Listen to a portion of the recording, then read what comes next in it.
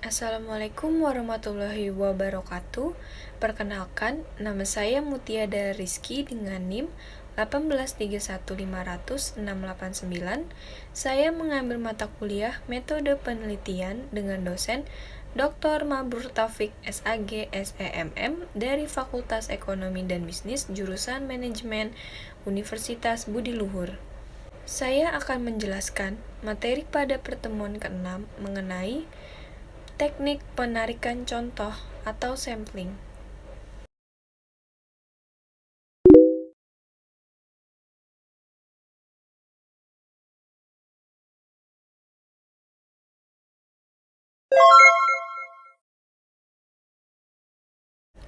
Saat kita melakukan berbagai macam metode penelitian tentang sekelompok orang, tentu saja teknik pengumpulan data dari setiap orang dalam kelompok itu seringkali sulit dilakukan.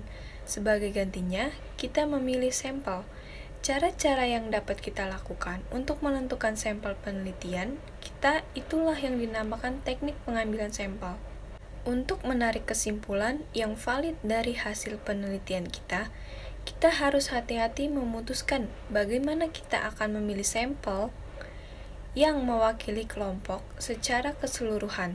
Secara garis besar, ada dua jenis metode pengambilan sampel, yaitu probability sampling yang melibatkan pemilihan acak, memungkinkan kita untuk membuat kesimpulan statistik tentang seluruh kelompok, dan non-probability sampling yang melibatkan pemilihan non-acak berdasarkan kenyamanan atau kriteria lain.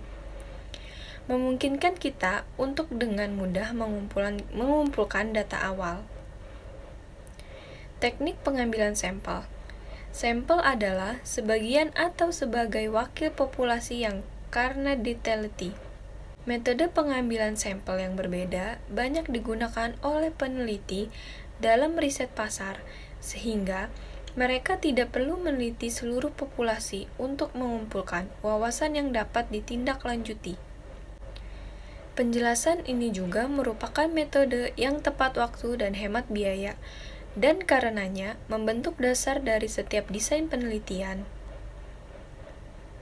Teknik pengambilan sampel dapat digunakan dalam perangkat lunak survei penelitian untuk penurunan yang optimal. Contoh teknik pengambilan sampel, misalnya, jika produsen obat ingin meneliti efek samping obat yang merugikan terhadap populasi suatu negara, hampir tidak mungkin untuk melakukan studi penelitian yang melibatkan semua orang. Dalam hal ini, penelitian memutuskan sampel orang dari setiap demografi dan kemudian menelitinya. Memberikan umpan balik identifikasinya tentang perilaku obat. Mengapa harus mengamati contoh? Kendala biaya, waktu, dan sumber daya lainnya. Kasus pengukuran objek pengamatan kurang bernilai lagi, bersifat merusak objek.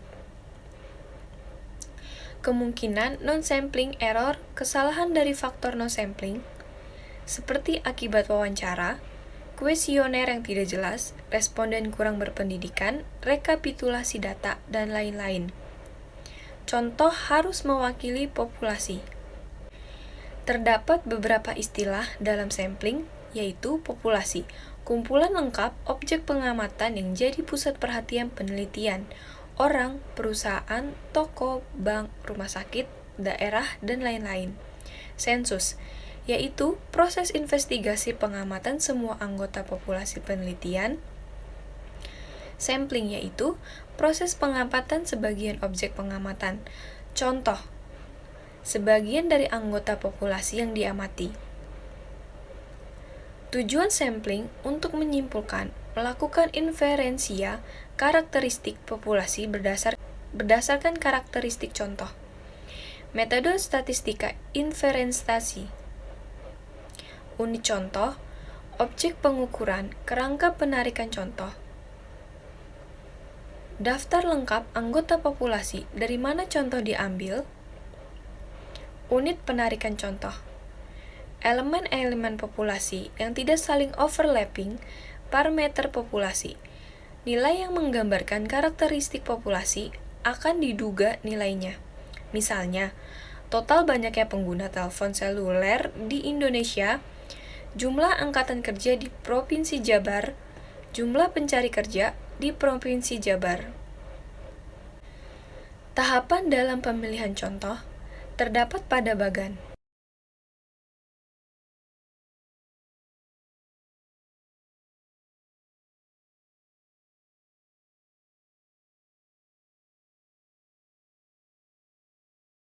Beberapa teknik sampling terdapat pada bagan.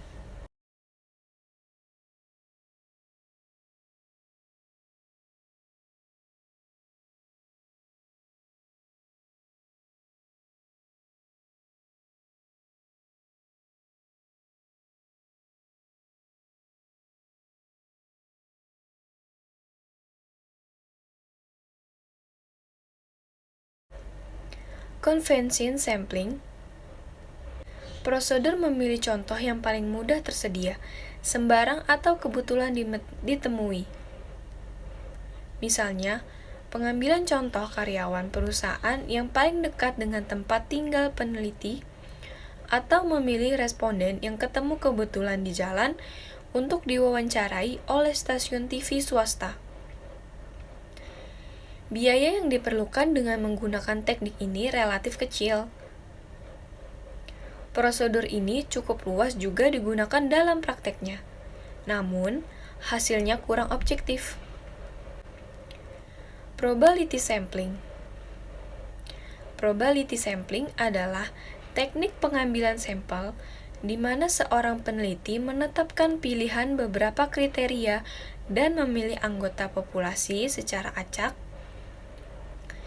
Semua anggota mempunyai kesempatan yang sama untuk menjadi bagian dari sampel dengan parameter pemilihan ini. Probability sampling juga bisa diartikan teknik pengambilan sampel di mana peneliti memilih sampel dari populasi yang lebih besar dengan menggunakan metode yang didasarkan pada teori probabilitas.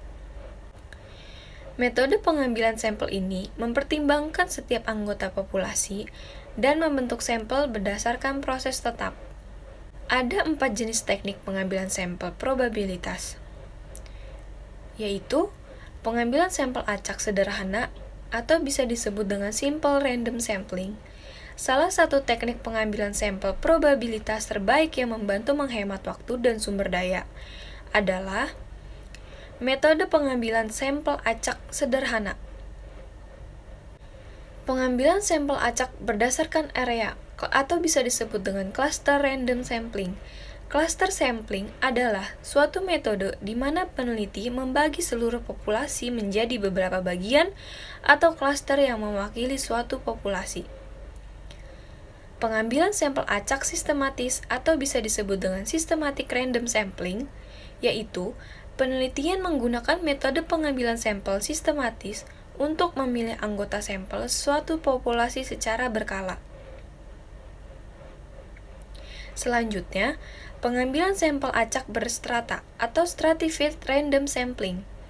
Pengambilan sampel acak berstrata adalah metode yang digunakan peneliti untuk membagi populasi menjadi kelompok-kelompok kecil yang tidak tumpang tindih tetapi mewakili seluruh populasi. Selanjutnya ada non-probability sampling dalam non-probability. Penelitian memilih anggota untuk penelitian secara acak. Metode pengambilan sampel ini bukan proses seleksi tetapi atau standar. Convention sampling, metode ini bergantung pada kemudahan akses ke subjek seperti survei, pelanggan di mall, atau orang yang lewat di jalan yang sibuk. Selanjutnya, judgmental atau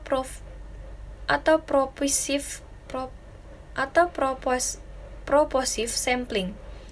Metode ini dibentuk oleh kebijaksanaan peneliti. Peneliti hanya mempertimbangkan tujuan penelitian bersama dengan pemahaman khalayak sasaran.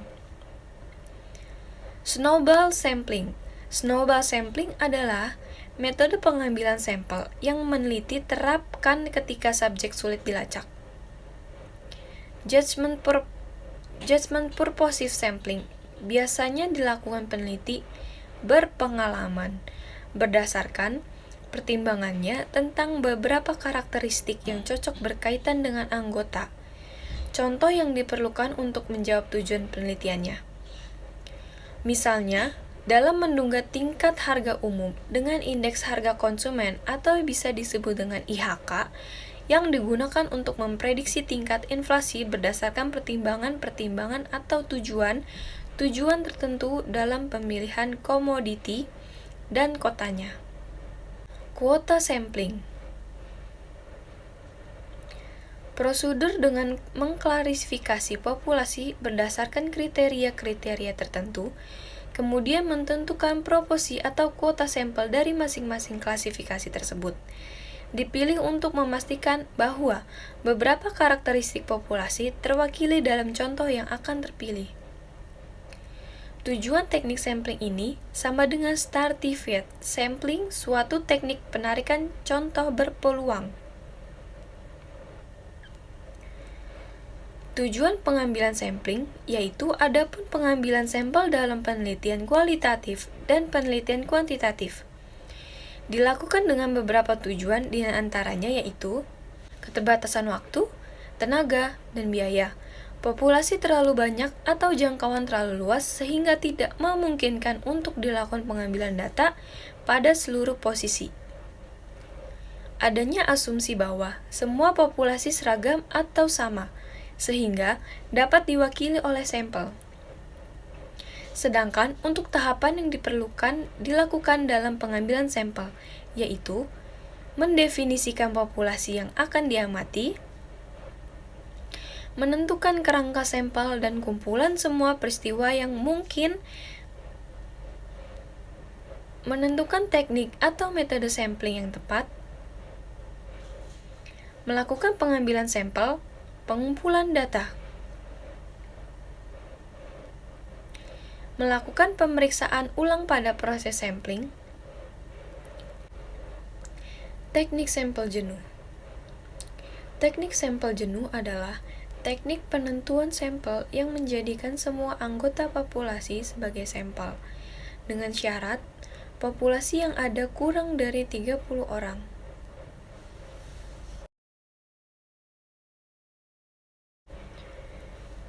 Sampai sini aja penjelasan dari saya. Untuk kesimpulan dari materi ini yaitu, dari penjelasan yang dikemukakan, dapatlah dikatakan bahwa teknik sampling dibentuk sebagai cara untuk menentukan sampel yang jumlahnya sesuai dengan ukuran sampel yang akan dijadikan sumber data penelitian yang sebenarnya. Hal ini dilakukan tentu saja dengan memperhatikan sifat-sifat dan penyebaran populasi agar didapatkan sampel yang representatif.